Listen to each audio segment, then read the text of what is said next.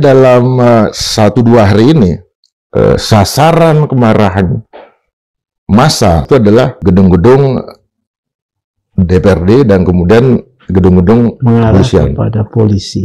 Ya. Nah, common enemy-nya adalah polisi. Mengapa itu terjadi? Polisi bisa melakukan penembakan, ini tidak dilakukan. Ada apa, Kang? Ada apa, Bang? Tahu nggak, Bang? Apa? Saya baru dapat informasi nih, Bang. Ya. Ada oknum aparat yang ditangkap di Kelapa II. Aparat? Bukan aparat polisi. Militer? Ada salah prosedur tuh. Rantis itu harusnya tetap ada di DPR kalau itu bagian dari BKO pengamanan ya. Tidak boleh keluar dulu sebelum memang selesai. Ini yang hanya tahu ya mereka lah dan komandannya. Mengapa mereka ada di sana? Perang intelijen dan kontra intelijen ya antara kekuatan-kekuatan gelap. Ini hanya bisa digerakkan oleh institusi-institusi yang memang punya kemampuan untuk itu. Masa aksi yang tidak selain mahasiswa dan juga buruh yang sudah pulang ini siapa? Tinggal disusupi, jadi ini barang. Polisi mengalami titik rendahnya kenapa? Ketika kemarin waktu masa pemerintahannya kedua Pak Jokowi, itu keputusan politik Pak Jokowi adalah polisi harus mendukung investasi. Apa masalahnya? Loh, masalah dong. Maka polisi menjadi alat untuk pemilik modal. Oke. Seperti opas di masa kolonial ya? Iya dong.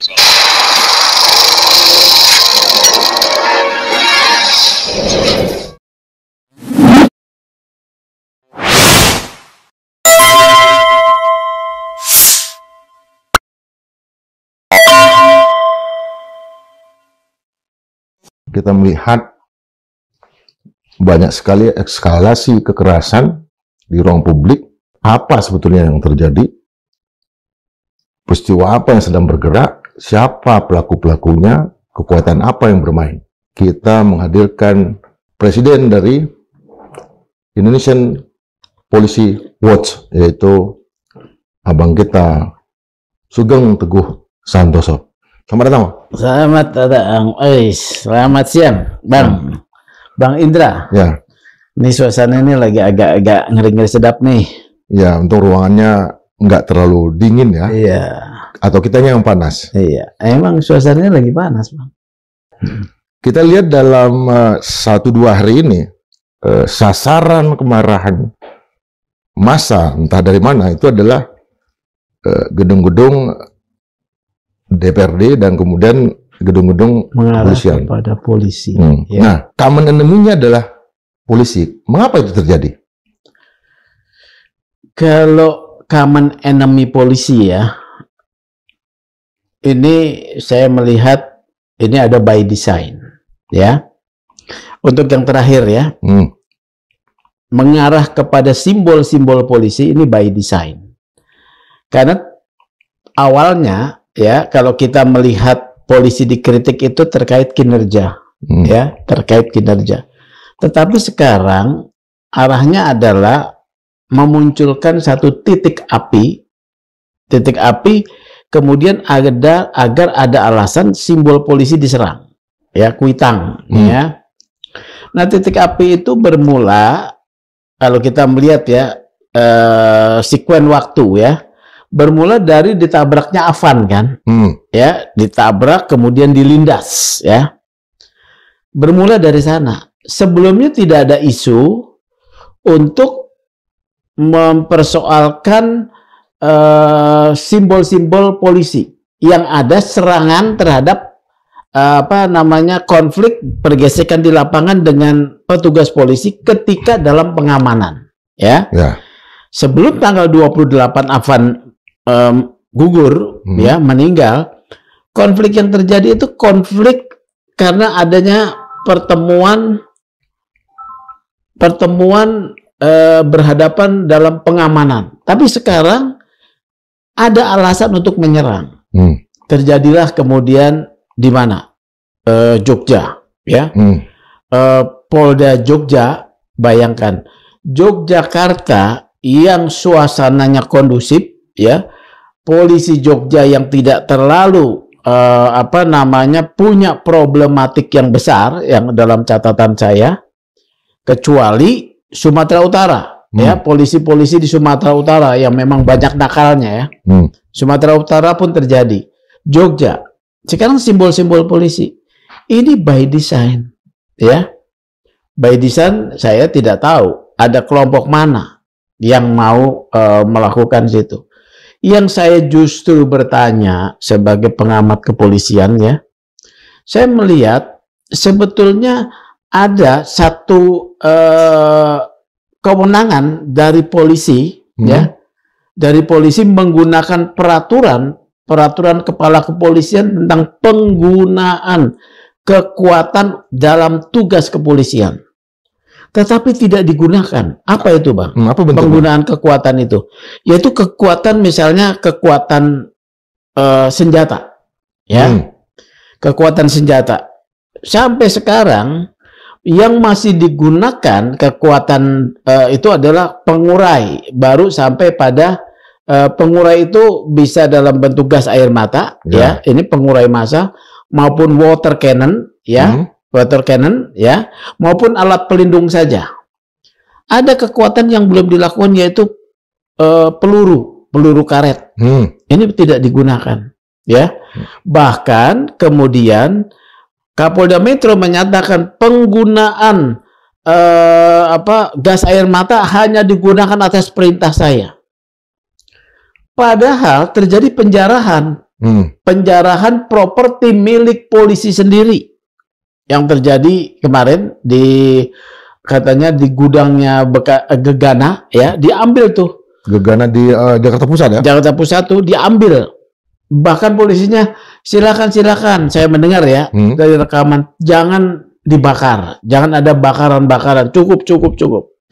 Itu padahal punya alasan untuk kemudian dihalau dengan menggunakan kekuatan. Karena di dalam penggunaan kekuatan dalam tugas kepolisian, polisi bisa melakukan penembakan, ya, pertama penembakan peringatan, kemudian penembakan ke tanah, kemudian pelumpuhan, ya, terhadap kaki, apabila ada satu serangan yang melawan hukum yang mengancam keamanan nyawa masyarakat, keamanan petugas kepolisian, rusaknya properti milik masyarakat atau milik polisi.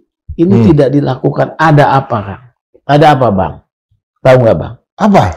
Jadi saya lihat polisi tahu. Cuman polisi tidak mau ngomong nih. Apa yang polisi tahu? Polisi tahu bahwa ada desain sedang mau, quote and quote, sedang mau menyerang mereka.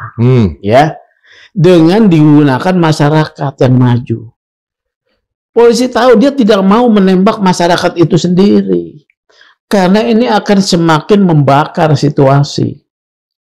Satu, ya. Dan saya baru dapat informasi nih, Bang. Ya. Ada oknum aparat yang ditangkap di Kelapa II. Aparat? Bukan aparat polisi. Militer?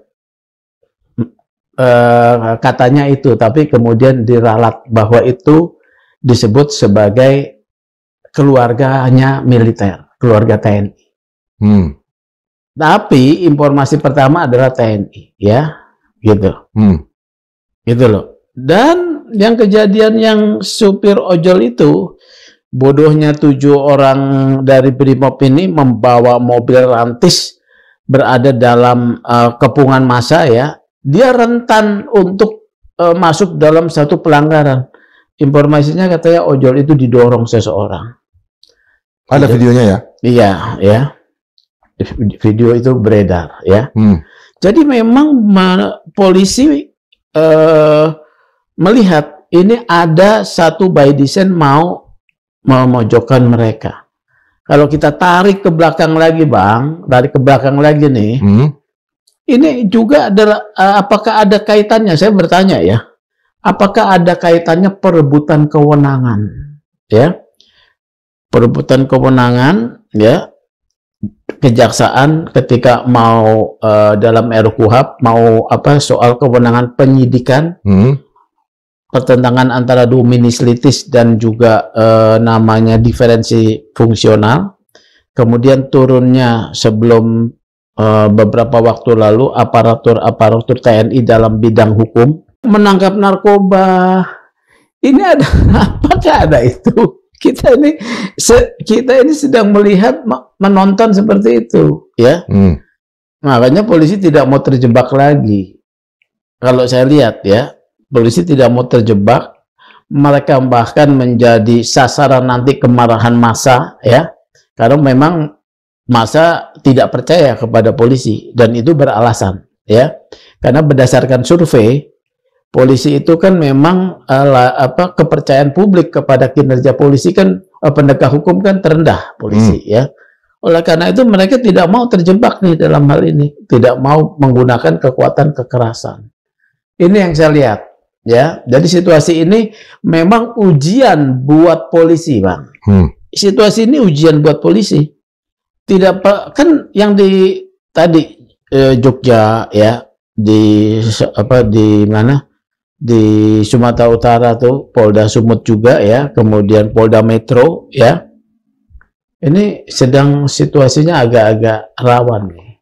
Kalau kita lihat brigade mobil, ini kan adalah satuan elitnya kepolisian dan dipersenjatain. Dalam strategi perang kota juga Brimob jauh lebih unggul dibandingkan dengan tentara misalnya.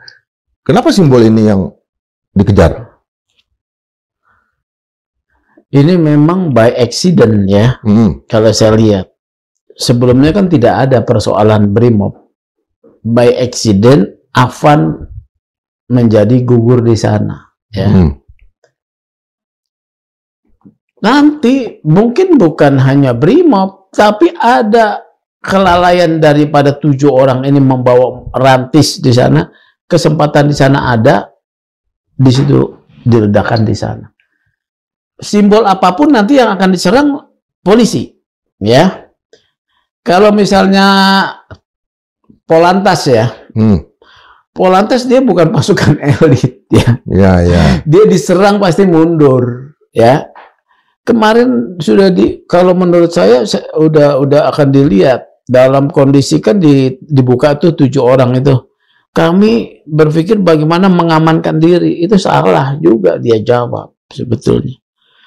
Ya, dia sudah masuk dalam kerumunan, dia sudah salah, dia rentan, banyak posisi blind spot. Kenapa kemudian disasar Brimob? Menurut saya semua simbol polisi akan bisa digunakan sasaran. Nanti misalnya, ingat kalau misalnya ada kasus seperti Semarang, yang seorang reserse pulang kemudian menembak seorang anak sekolah, bisa terjadi. Nanti reserse yang akan disasar. Ya, ini kan kemarin kejadian di Polrestabes Semarang tuh yang menembak. Ini hati-hati, makanya kita melihat pimpinan Polri sepertinya menahan diri, ya. Padahal ada satu instrumen yang menjadi dasar kewenangan dan legal apabila mau digunakan, tapi tidak digunakan. Ini menahan diri. Mobil kemarin keluar dari Polda kan, mobil dirusak segala macam, diam. Banyak yang terbakar kan di Kuitang? Iya, diam, ya. Kenapa? Ya karena menahan diri. Ini yang saya lihat, ya. Jadi apa sih sekarang tujuannya ini? Ini rusuh-rusuhnya apa, Bang? Ya. Kan kalau kita itu misalnya yang namanya berangkat dari kondisi yang namanya pernyataan pendapat di muka umum, biasa kan dilakukan oleh mahasiswa, ya. Kemudian masa buruh. Kalau masih mahasiswa kan soal demokrasi, penyelenggaraan pemerintahan, korupsi isunya, ya. Kemudian hedonisme pejabat, ya. Kalau buruh terkait apa? Upah minimum, ya kan? Pernahkah ini menjadi chaos? Chaos ada, ya, ambruk ada, tapi tidak terjadi yang namanya titik eskalasi naik. Ya, bro, dalam bertahun-tahun ini sejak masa pemerintahan Pak Jokowi sampai sekarang nggak ada problem, ya. Dalam peristiwa kemarin kita mulai, mahasiswa sudah menarik diri, ya. Masa buruhnya Said Iqbal sudah menahan diri. Sudah pulang kan? Pertanyaannya kenapa? Mereka juga tanya Said nanti, kenapa lu tarik diri? pasti ada informasi. Ya sudah pulang nih, masih mahasiswa sudah pulang nih. Tapi masih ada yang bertahan sampai malam, bahkan ngelas pakai alat las. Di mana? Di DPR RI. Ini bukan mau motong pintu gerbang. Apakah ini mau orang mau mencuri? Ya, pedagang besi tua sedang mau mencuri kan enggak? Tapi nggak mungkin. Ini pasti mau masuk. Alat las itu dari mana? Mana ada masa aksi membawa alat las? Oh, alat apa? Potong gerinda besi, ya. Paling masa aksi membawa bambu pentungan atau bambu yang dia bawa sebagai bendera, ya kan? Atau batu, ya.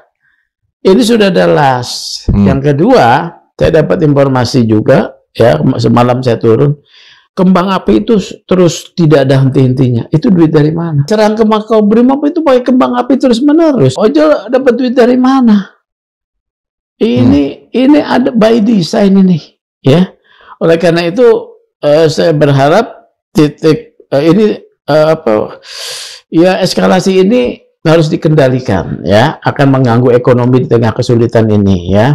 Memang kita harus mendengar keluhan masyarakat, tentu ini pada Pak Presiden dong, ya. Beberapa kebijakan yang kemudian dipersoalkan, diperburuk dengan sikap perkataan anggota DPR RI, ya, DPR RI loh, ya. Ini harus menjadi catatan, pajak segala macam ya harus menjadi catatan. Apa yang disebut by design tadi itu adalah terjadi perang intelijen dan kontra intelijen ya antara kekuatan-kekuatan gelap. Ya, kalau sudah ada sesuatu yang tidak normal ya, sesuatu yang tidak normal by design, ini hanya bisa digerakkan oleh institusi-institusi yang memang punya kemampuan untuk itu. Ya, saya nggak mau menyebutlah. Selain mahasiswa dan juga buruh yang sudah pulang ini siapa? Ya, ini kan juga masyarakat kita. Ya, ini jadi proksinya saja. Mereka mungkin berangkat dengan namanya betul-betul kecewa dengan pemerintah. Ya, betul-betul kecewa. Dan ini adalah persemaian yang baik. Ya. Tinggal disusupi, jadi ini barang. Makanya ini saya berharap kepada polisi mengatasinya memang harus hati-hati, ya. Dan juga perlu dukungan dong, ya. Polisi kan adalah instrumen dari presiden. Ingat nih Bang, polisi adalah alat kerja presiden menjaga keamanan dan ketertiban. Berdasarkan Undang-Undang Nomor 2 Tahun 2002, polisi bertanggung jawab pada presiden, ya, dan dia menjadi alat atau instrumen dari presiden menjaga ketertiban dan keamanan, termasuk juga bisa jadi alat politik. Apa itu? Loh, alat politik misalnya arah kebijakan presiden pada investasi, ya kan? Maka perintahnya polisi harus mendukung investasi. Maka yang terjadi pelanggaran hak asasi manusia, konflik pertanahan, kekerasan aparatur kan terjadi. Rempang Galang, Wadas, ya kan terjadi konflik hutan pertanahan, ya. Kalau orientasi politik presiden pada investasi, gitu loh, ya. Makanya saya bilang polisi adalah alat politiknya presiden. Politik apa? Politik kebijakan presiden dalam bidang ekonomi misalnya. Untuk pengamanan. Pengamanan, tapi menjadi ekses kan. Polisinya kemudian numpang sekalian ada oknum di sana. Dapat bayaran dari pengusaha segala macam. Maka muncullah kemudian kemarin yang di Serang ya. Di Serang tuh PT apa itu? Yang itu dijaga oleh Brimob. Ya kan? Ya. Dijaga oleh Brimob. Kemudian ada KLH datang bersama dengan wartawan digebukin. Ada anggota Brimobnya di sana, ya. Kalau itu orientasinya seperti itu kan bisa numpang nih oknum-oknum. Oleh karena itu dalam situasi ini presiden harus mendukung polisi. Bagaimana mengamankan situasi? Karena ini bukan hanya di Jakarta, di Makassar yang gila-gilaan tuh dibakar. Bandung Bandung, DPRD Provinsi Bandung mau dibakar, tertahan. Yang dibakar kemudian adalah katanya gedung MPR yang gedung tempat pelatihan MPR RI ya. Ada 5 gedung yang rusak di Bandung. Perhatikan Bang ya. Dalam kondisi keuangan yang sulit dan karena kesulitan uang dan tidak ada sumber lain karena perlu uang besar ya, kan masyarakat yang dibebani dengan pajak ya, pajak melulu. Sekarang kalau dibakar gedung DPRD Makassar itu dibakar, pemerintahan bisa nggak jalan. Karena apa? DPRD kan akan bersidang untuk menjalankan membentuk APBD ya, rapat APBD, pengawasan tidak jalan, dan harus dibangun pakai uang juga, mau uang dari pemerintah daerah, berasal juga dari DAU pusat. Dalam kondisi ketiadaan uang bagaimana? Ini kan harus dipikirkan oleh presiden. Apa yang dituju ini? Kan gedung-gedung kepolisian, DPRD ini kan simbol dari apa? Ini simbol sipil, Bang. Ya. Sipil, supremasi sipil. Supremasi sipil sedang diserang sebetulnya. Kita ya, para aktivis sipil harus sadar, memberi penyadaran kepada teman-teman yang demo. Memang kau boleh marah ya, tapi itu adalah institusi sipil yang kita perjuangkan di tahun 98 waktu itu, yang Anda perjuangkan, yang kami perjuangkan dari tahun 80 melawan kekuatan Orde Baru ya. Itu institusi sipil melawan yang disebut dengan bukan militer ya, tapi militerisme kan yang kita lawan, militerisme yang kita lawan waktu itu kan. Sekarang itu simbol sipil, mau dibalikan kemana nih? Apakah Anda sadar bahwa itu adalah simbol supremasi sipil yang harus dipertahankan ya? Kalau ada kekecewaan ya sistemnya aja yang kemudian kita perbaiki gitu ya.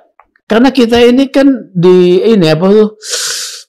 demokrasi kita ini kan dikooptasi oleh partai ini ya, hasil 98 ya, hasil 98 ya, ini kan kemudian dibajak oleh partai-partai ya.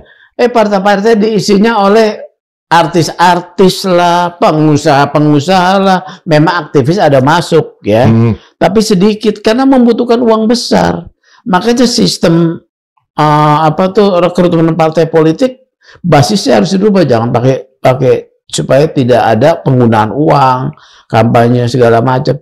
Oke lah, itu yang satu hal lagi ya. Kerjanya udah terlalu jauh nih. Sekarang situasi sekarang, Bang, itu simbol sipil harus dipertahankan dan harus dipertahankan. Jadi menurut saya teman-teman masa aksi bijaklah. Ya. Tapi kondisi sekarang ini adalah memperlihatkan bahwa polisi dalam arti institusinya itu dalam kondisi lemdak, titik yang lumpuh.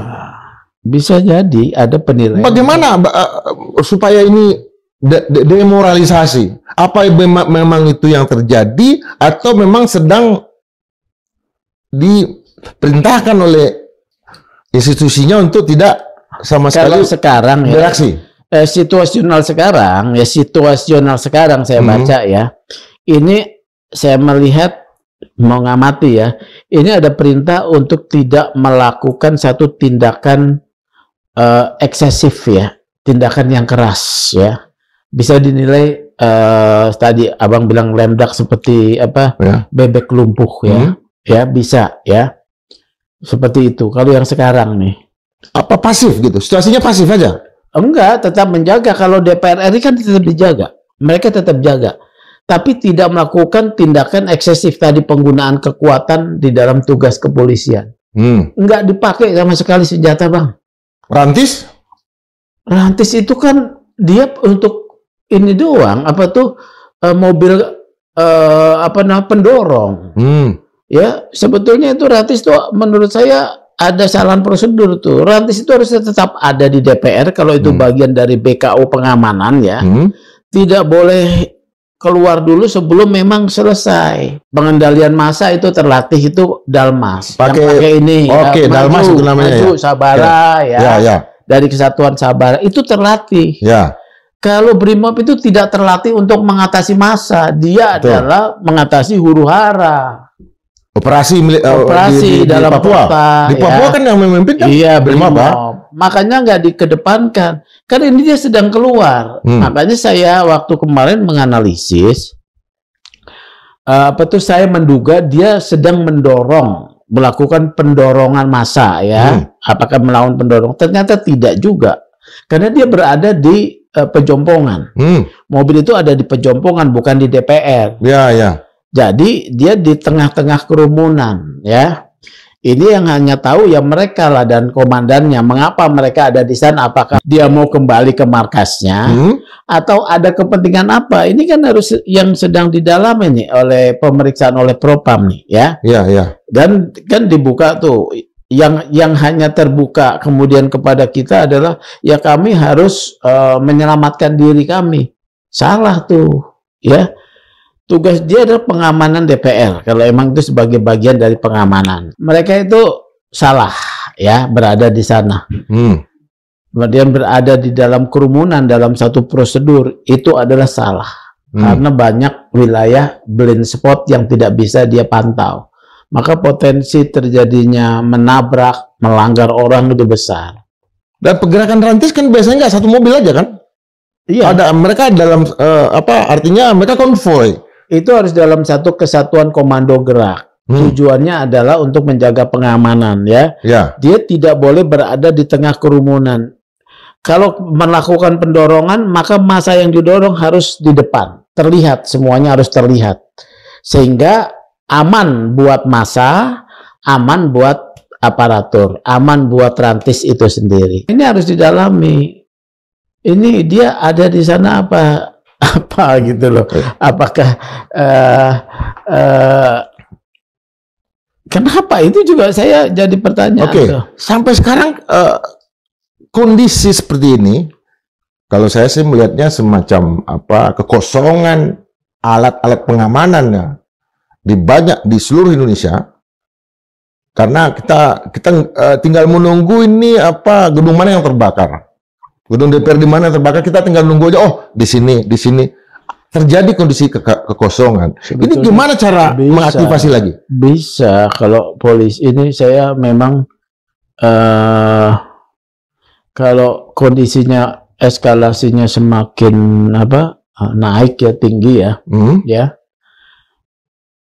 Objek-objek vital ini dijaga, ya, maka akhirnya menurut saya penggunaan kekuatan dalam tugas kepolisian akhirnya harus dilakukan. Saya yakin institusi polisi pun sedang aparatur intelijennya sedang membuat satu perkiraan keadaan, ya. Situasi ya. Perkiraan situasi kirkanya sedang dibuat, ya. Sampai titik mana ini, ya. Kita akan lihat beberapa waktu ke depan. Karena tadi ini setelah mahasiswa, masa buruh, ya, selesai, ojol pun isunya ojol sebetulnya harusnya sudah selesai, karena Pak Kapolri sama si Pak Kapolda kan sudah datang ke rumah orang tuanya, dan orang tuanya kemarin diwawancarai oleh media. Saya berharap prosedur hukum, proses hukum saja. Dia nggak menyatakan kebencian lebih lanjut kepada polisi. Kalau kemudian ayah korban sudah begitu, kan nggak bisa ditumpangi nih. Jadi terputus nih penumpangan. Kalau masih ada, secara hukum ya? Iya dong. Kalau masih ada, ini adalah gerakan by design. Korban itu kan personal. Dia bukan pemimpin daripada kesatuan ojol itu, ya. Kalau dia pemimpinnya, ketua organisasinya, ya, dia hanya anggota. Jadi ini sudah putus mata rantai, menjadi satu alasan pembenar untuk melakukan serangan kepada pihak yang mengakibatkan Afan mati. Sudah tidak ada alasan. Kalau masih bertahan, ada kepentingan lain. Itu gunanya 7 orang yang menjadi yang sudah diamankan ini itu begitu transparan proses pemeriksaan dan segala macam. Apa kegunaannya itu? Kegunaannya untuk sebagai satu bentuk pertanggungjawaban, akuntabilitas dari polisi, ya. Dan saran saya pecat Ya, ini kan sudah dimasuk di dalam 20 hari? 20 hari ya. Namanya apa sih itu? Ya, istilah polisi ya. Kemudian nanti akan sidang etik, pecat ya. Kalau menurut saya pecat ya. Sidang etik dulu atau gelar kasus dulu? Sidang etik. Ini sudah diperiksa nih, tinggal sidang etik lagi menyusun majelis etik ya.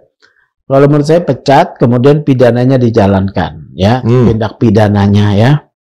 Tindak pidana dijalankan, artinya sebagai satu proses atau satu peristiwa pidana di mana ada korban yang diwakili oleh keluarganya meminta proses hukum, mekanisme hukum menyediakan proses hukumnya, kemudian ada hakim memutus, ini sudah selesai.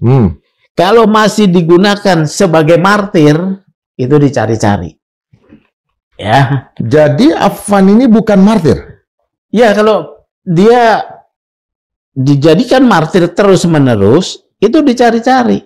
Karena proses hukumnya sudah dikomitmenkan. Oleh karena itu saya minta Polri secepatnya untuk memproses kode etiknya. Pecat, gitu. Ya. Dalam waktu setelah 20 hari lewat atau dalam waktu 20 hari berjalan? 20 hari ini. Dalam waktu 20 hari berjalan? Kan 30 hari ya. Ya. Selama-lamanya 30 hari ini proses. Ini pasti akan dalam waktu minggu depan ini sudah ada persidangan. Ya. Jadi pecat, terusnya proses hukum. Jadi dia tidak bisa dijadikan martir. Jadi kecepatan penyelesaian terhadap kasus Afan adalah juga kunci. Ya. Untuk memutus mata rantai sebagai alasan pembenar menyerang objek-objek simbol-simbol polisi. Dan jangan sampai terjadi lagi ada polisi melakukan kesalahan prosedur. Beda dengan ketika 98 mahasiswa Trisakti tertembak. Ya, itu beda.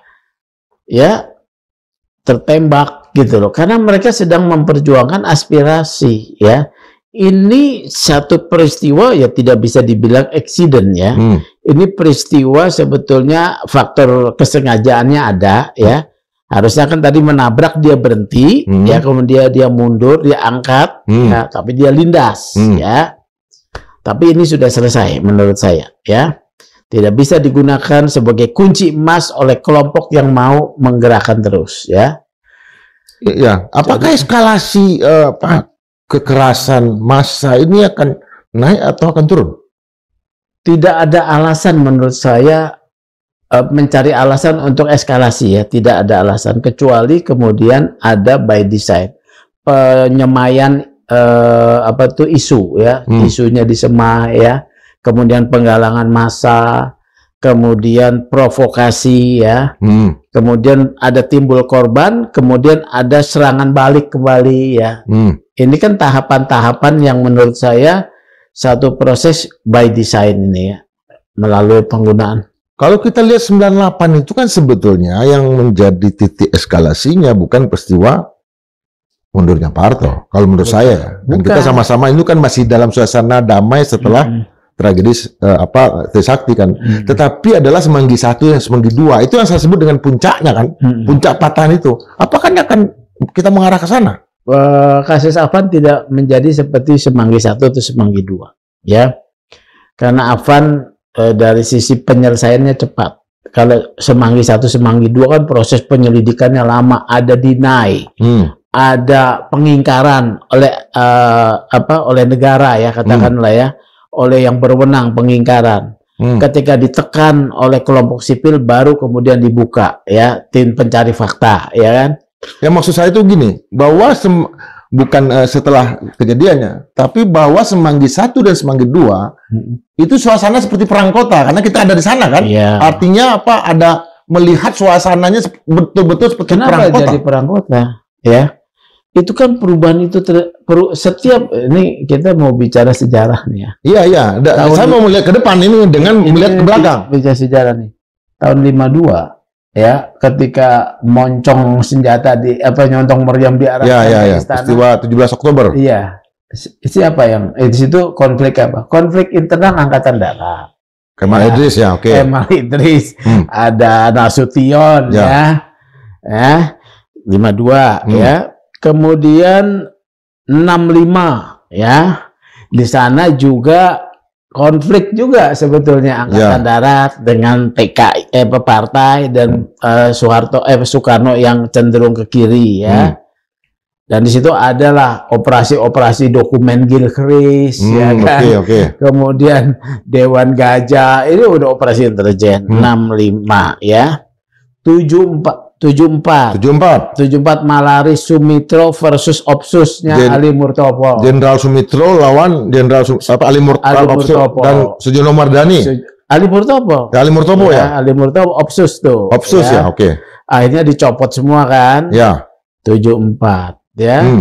Kemudian sekarang 98 memang murni mahasiswa saja. Nah, di baliknya itu kan juga ada operasi yang kemudian mengakibatkan banyaknya mati dan hasil tim pencari fakta ya. Ini membuka luka buat Pak Presiden nih, ya kan? Ya termasuk pergerakan pasukan kenapa harus ke Solo? Ya. Iya.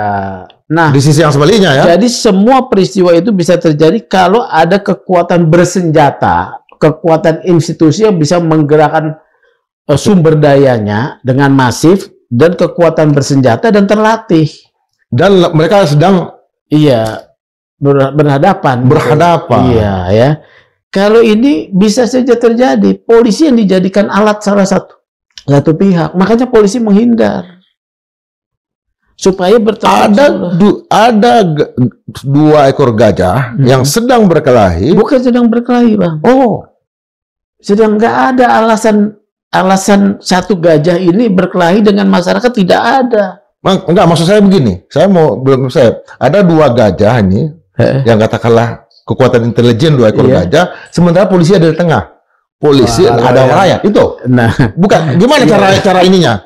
Atau gajah atau harimau atau apa? Bagaimana cara kita melihat situasi ini? Kalau menurut saya tadi ya analisis saya ya, apabila ada satu kekuatan pengerahan untuk diperhadapkan, kalau salah satu pihak tidak mau bertempur kan tidak terjadi pergesekan ya.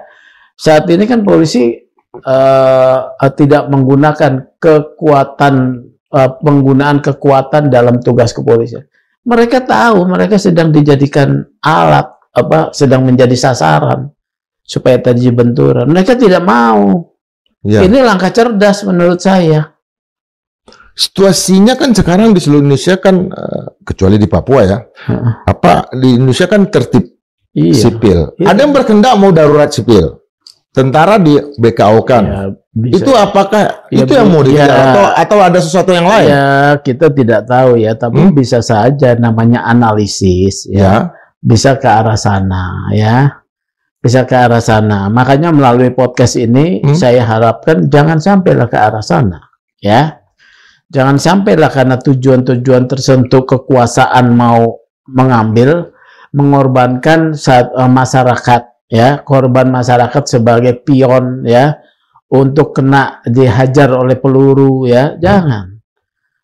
Ini dosa kita ya. Kita dosa kalau kita kemudian tahu situasinya, kemudian menciptakan by design satu situasi bentrokan di antara sesama anak bangsa. Polisi juga anak bangsa, masyarakat pendemo juga anak bangsa ya. Polisi tidak mau menggunakan kekuatannya. Sampai hari ini kan belum ada nih. Ada nggak cerita ditembak oleh polisi ya? Ada yang mati, ada yang kena peluru di mana itu ini? Ya, peluru peluru karet. Peluru karet. Udah dioperasi. Di mana nih? Ya. Ada satu. Iya, ada satu ya, di mana ini ya? Ini kan lagi didalami nih, ya. Nah, jadi peluru karet itu punya polisi atau ada yang lain? Saya nggak tahu. Ini di mana kejadiannya belum jelas. Oke, nanti kita harus dilihat ya. Makanya juga polisi hati-hati ya, mengeluarkan senjata dalam operasi, mereka catat benar. Ya, jangan sampai kejadian 98 siapa yang menembak, siapa yang dituduh. Sekarang kita tidak tahu. Ya, siapa yang menembak, siapa yang dituduh, siapa yang jatuh. Iya, saya rasa polisi tidak akan menggunakan peluru tajam, ya, untuk menghindari mereka menjadi kambing hitam. Sejak kejadian di Lampung, itu kan masalah keberadaan para anggota polisi untuk menggunakan senjata itu kan makin dibatasi ya? Iya. Bukan dibatasi, betul-betul ini apa? Didisiplinkan. Selektif ya, selektif ya. Apalagi situasi sekarang nih. Situasi sekarang nih mereka sedang saya melihat ya di medsos mengesankan bahwa ada situasi salah satu pihak menilai polisi sedang mau dijadikan sasaran. Ya. Tapi ada juga yang mengatakan bahwa justru di medsos itu seolah-olah sekarang terjadi bahwa polisi ada korban. Itu tidak benar juga. Ya tidak benar bahwa polisi korban, tetapi polisi menjadi sasaran menurut saya benar. Gitu loh ya. Karena dia hanya mau dijadikan kambing hitamnya bisa benar ya. Ya. Bisa benar kalau menurut pandangan saya nih ya. Oleh karena itu dalam situasi ini perlu yang namanya cooling down ya. Cooling down pihak-pihak, tapi pasti ada pihak yang tidak mau ini cooling down, eskalasinya mau dinaikkan terus, entah tujuannya apa. Kalau tadi misalnya darurat, analisis darurat sipil ya, darurat militer atau apalah, naik lagi itu ya, naik lagi eskalasinya ya, jangan kita harapkan itu tidak terjadi lah ya. Cara cooling down yang paling pas itu apa? Apakah dengan mengunjungi, sekarang kan korban udah dikunjungin ya, termasuk yang ada di rumah sakit. Tapi kunjungan yang paling dasar menurut saya itu adalah ke lokasi-lokasi bekas-bekas kebakaran, bukan kebakaran bom ya? Apa? Enggak. Bagaimana cara cooling down-nya? Cooling down harus ada pernyataan politik. Ya. Pernyataan politik apa? Dari pimpinan tertinggi negara bahwa potong gaji. Jadi seluruh penyelenggara negara dipotong gajinya 50%. Itu bisa cooling down. Kemarin itu tidak cukup apa yang dikatakan oleh kepala negara. Siapa tuh? Bilang apa? Pak Presiden Prabowo ketika ya Pak, tetapi kan kondisinya kan memang untuk bergabung ya. Ya. Tetapi beliau datang ke itu ya. Tapi kan sebelum itu kepercayaan. Iya. Itu belum cukup ya? Itu kan menyelesaikan masalah personal pemenuhan rasa keadilan untuk korban saja ya. Tapi kan problem masyarakat kan lebih luas dari itu. Kemarin ada 2 agenda Menteri Keuangan yang ditunda kan? Iya. Penyampaian keuangan APBN kita atau ya. Itu kan ditunda ya. Kalau mau ada pernyataan ini terkait ekonomi kok. Kita ini sesak tuh karena soal ekonomi kok. Ya. Oke. Kalau misalnya yang menjadi tuntutan banyak sekali pihak, tagar-tagar di media sosial, terusnya kesehatan gratis, rumah sakit melayani gratis, ya, sekolah gratis, itu bisa meredakan. Karena masalahnya ada di ekonomi. Ada di ekonomi ya. Kalau pekerjaan belum bisa diberikan, ya gratisin dulu loh sekolah. Semua sekolah SD sampai SMA gratis, ya. Mau swasta atau negeri, ya. Jangan dijarah. Ya. Ya, kami mengingatkan di Madlub, jangan terjadi penjarahan karena itu adalah juga. Karena yang dijarah itu adalah milik orang-orang yang memang berusaha untuk berdagang, UMKM itu dijarah itu ruginya luar biasa. Oke. Jadi apakah permintaan para netizen Kapolri harus mundur itu menjadi sesuatu yang relevan atau hal yang terpisah? Saya rasa itu menjadi keputusan Kapolri. Itu kan namanya sikap moral saja ya. Ya. Tapi kalau misal ditarik dalam konteks pertanggungjawaban atau konteks kelembagaan, ya itu kembali kepada presiden, ya kembali kepada presiden.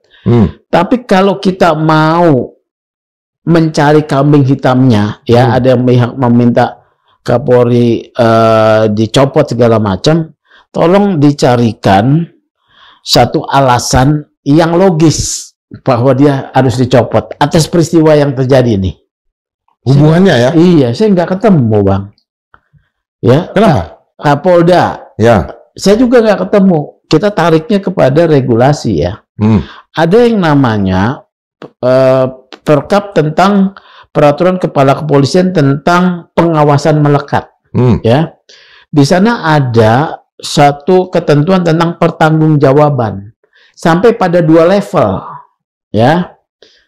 2 level ke atas. 2 level ke atas, ya. Kalau yang melakukan menabrak kemudian menggilas ini, dia levelnya adalah ada kompol, ya.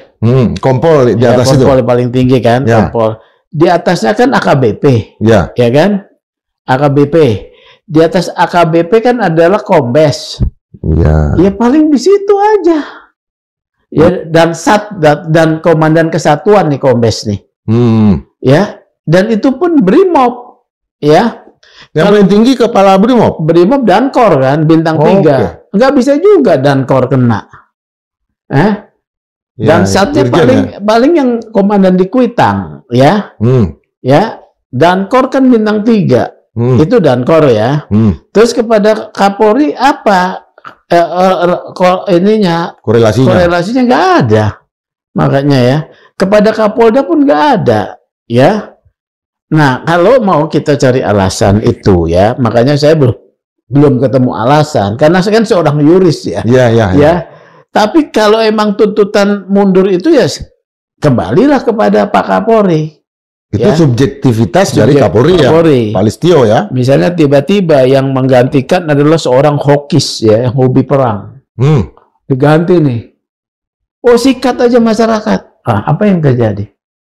Kalau Pak Listio ini, kalau saya lihatin, ya, memang banyak yang menilai beliau itu tidak tegas. Tapi pada satu sisi, kalau kemudian pilihannya tidak melukai masyarakat, kan harus kita dukung. Ya. Kita dukung. Ini kalau terjadi justru kemudian perintahnya sikat pokoknya. Sekalipun masih banyak PR nih. Iya, ya. Iya, kejadian makanya menurut saya selesaikan dulu ini situasi ini diselesaikan, ya. Polisi juga harus melakukan satu pembenahan, ya. Kalau memang banyak kekecewaan kan. Kekecewaan itu kan banyak banget. Bukan hanya kasus ini, masih banyak lah. Berderet sekali kasusnya. Makanya polisi mengalami titik rendahnya kenapa? Ketika kemarin waktu masa pemerintahannya kedua Pak Jokowi, itu keputusan politik Pak Jokowi adalah polisi harus mendukung investasi. Apa masalahnya? Loh, masalah dong. Maka polisi menjadi alat untuk pemilik modal. Seperti OPAS di masa kolonial, ya? Iya dong. Yang jaga perkebunan. Iya dong, Bang. Konflik-konflik, kemudian perkara masyarakat kecil akan selalu ditekan. Bahkan memungut pajak, ya, waktu perang blasting Kamang di tahun 1908. Ya. Ini kan polisi cuma sebagai alat politik, ya. Ingat, tapi kalau kembali ke Undang-Undang Nomor 2 Tahun 2002 memang seperti itu desain hukumnya. Polisi adalah alatnya presiden. Alatnya presiden. Maka kecewaan kepada polisi besar. Nah, saya lebih ingin dalamin itu, alatnya presiden. Apa yang Bang Teguh harapkan dari presidennya terhadap persoalan polisi hari ini? Nah, ini pertanyaan yang sebetulnya saya tunggu, ya. Saya berikan. Seorang kepala negara untuk Indonesia, ya. Dia itu adalah kepala negara yang harus punya visi apa? Hukum. Ya. Kemudian visi hak asasi manusia. Visi tentang demokrasi. Dan keadilan. 4, Bang. Apakah kita punya visi hukum? Nggak jelas nih. Dari masa pemerintahan Pak Jokowi sekarang saya lihat nggak jelas, ya. Bilang mau memberantas korupsi, koruptor dikasih bintang Mahaputra yang pernah dihukum itu mantan gubernur Bank Indonesia. Bilang mau menegakkan korupsi, ya sudah, kalau mengembalikan uangnya kita ampuni. Ya, itu visi hukumnya. Hukum yang katakanlah yang matanya tertutup, ya. Demi keadilannya tertutup matanya. Kalau bicara keadilan, maka keadilan itu, ya, kalau kita bicara tentang keadilan, maka keadilan itu berdasarkan konstitusi memajukan kesejahteraan umum. Kesejahteraan umum itu adalah 68% masyarakat kita yang miskin ini yang harus diutamakan berdasarkan cara perhitungan Bank Dunia yang baru. Karena cara perhitungan Bank Dunia yang baru mengatakan 68% masyarakat Indonesia itu miskin. Kalau menurut BPS cuma 18%. Ya, ya. Tapi lebih percaya mana? Saya lebih percaya Bank Dunia. Karena kondisinya memang sulit sekarang. Tuh keadilan. Visi kemudian HAM ya. Hormati dong. Apa soal hak asasi manusia? Ya hak yang sama, masyarakat yang sama ya. Ya hak asasi kepada kelompok-kelompok tanpa beda ya. Orang soal beragama juga belum selesai ini sampai sekarang. Kelompok-kelompok minoritas ya, perempuan ya, kemudian masyarakat adat, Bang ya, ada problem besar loh. Sekarang ada RUU perlindungan masyarakat adat yang sudah 13 tahun, hampir 14 tahun mangkrak. Itu akibatnya apa? Kalau itu disahkan ya sekarang, maka akan terjadi stop pemberian konsesi kepada pemilik modal. Karena hutan-hutan masyarakat adat harus dilindungi dan dikembalikan bisa dikembalikan. Yang sudah diambil oleh korporasi ya? Tidak mau. Karena orientasinya sejak Pak Jokowi itu investasi, konflik terus, Bang. Jadi ini yang dibutuhkan oleh kita, seorang kepala negara yang punya pandangan visi. Yang keempat tadi, yang terakhir, demokrasi. Ya, demokrasi dong ya. Maka sistem politik yang dibangun adalah sistem politik yang bisa menjamin ya bahwa yang diperjuangkan di DPR itu bukan kepentingan elit. Termasuk check and balance. Iya dong. Ya apalah namanya check and balance walaupun katanya kita ini nggak menganut penuh ya. Separation of power tidak menganut penuh ya. Tapi yang diperjuangkan DPR kadang-kadang nggak nyambung dengan masyarakat, makanya masyarakat marah. Yang diperjuangkan DPR hanya kepentingan elit saja. Yang dipesan oleh elit. Iya, undang-undang kemudian dibuat buat kepentingan elit saja. Pasal-pasal kemudian dikelola untuk kepentingan elit. Nah, ini yang menjadi PR kita. Kalau misalnya, jadi kembali kepada kepala negara. Ya, bukan ini cuma instrumen-instrumen aja. Kalau budaya yang coba dibangun oleh institusi kepolisian sendiri, apa yang masih banyak titik lemahnya sekarang? Waduh, kalau banyak titik lemahnya banyak. Dua aja. Coba. Soal reformasi kultural yang belum pernah nggak selesai, ya. Kultural ya, bukan reformasi menyeluruh seperti tuntutan mahasiswa. Kalau misalnya reformasi kan 3 nih, kultural ya, kemudian kultural, kemudian institusional, struktural ya, kultural, struktural ya, institusional ya, kemudian reformasi struktural itu institusional sudah terjadi, polisi sudah di bawah sipil, di bawah presiden ya. Yang nggak selesai-selesai itu reformasi kultural ya, arogan ya, sok kuasa ya, kemudian kepribadiannya hedon, ini nggak selesai. Istri polisi punya ini punya itu, naik heli. Selesai. Makanya juga menimbulkan namanya apa? Kakak saudara tua ya. Saudara tua kemudian kesal, marah. Saudara tua kok lebih melarat daripada gitu yang baru muncul. Diberikan kewenangan 23 tahun tidak amanah. Undang-Undang nomor 2 tahun 2002 itu tidak amanah. Orang-orang mau jadi polisi karena mau jadi kaya raya dan punya kewenangan. Penegakan hukumnya buruk. Ya. Karena kulturalnya buruk. Jadi itu, Bang. Kalau terakhirnya, apa harapan terhadap kawan-kawan mahasiswa yang bergerak nih dalam memandang institusi kepolisian hari ini? Ya, kalau kawan mahasiswa bukan hari ini, detik ini. Kawan mahasiswa kan kita betul-betul sangat kita harapkan mereka sebagai murni ya. Jadi kita berharap sama mereka, apa yang mereka sampaikan harus didengar ya. Harus didengar oleh pemerintah. Tapi mesti tahu juga nih. Saya kadang-kadang bertanya, kawan-kawan mahasiswa ini juga ada yang menggalang. Oke.